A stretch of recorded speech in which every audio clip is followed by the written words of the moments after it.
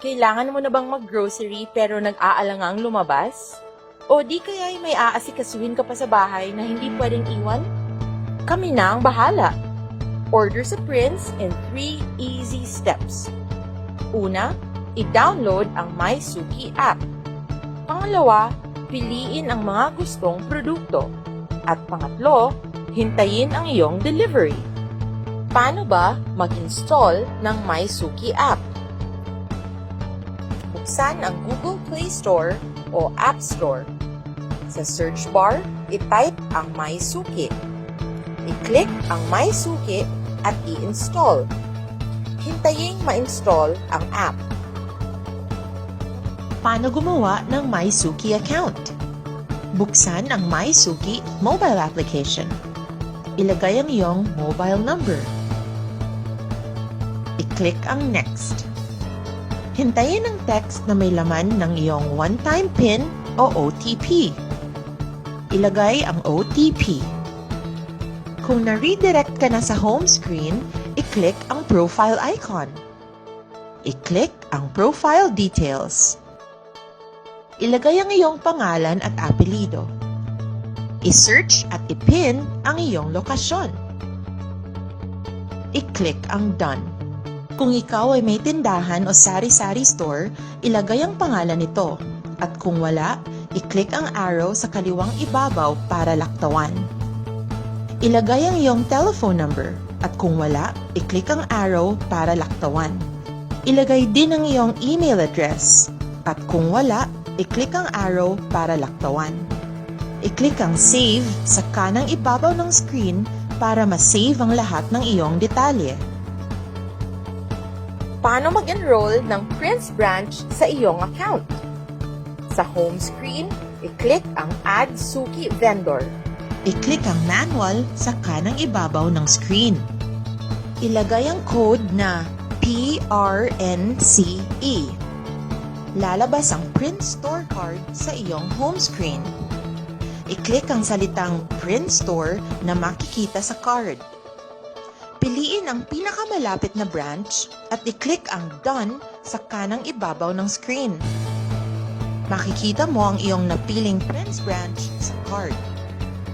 I-click ang Shop Now para makapagsimulang mag-order. Paano magsimulang mag-order? I-click ang Shop Now. Sa search bar, ilagay ang pangalan ng produktong hinahanap o keywords. Makikita sa resulta ang pangalan, picture, at presyo ng produkto. I-click ang plus sign para mabago ang bilang ng produktong iyong gusto. Pwede ding mag-search base sa kategorya ng produkto o maghanap ng mga produktong merong promo. Ang mga wholesale items ay may nakalagay na box icon sa description.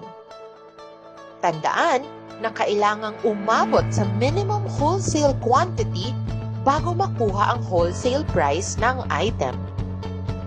Pindutin ang slide button para ma-avail ang wholesale price. Paano mag-checkout ng iyong order?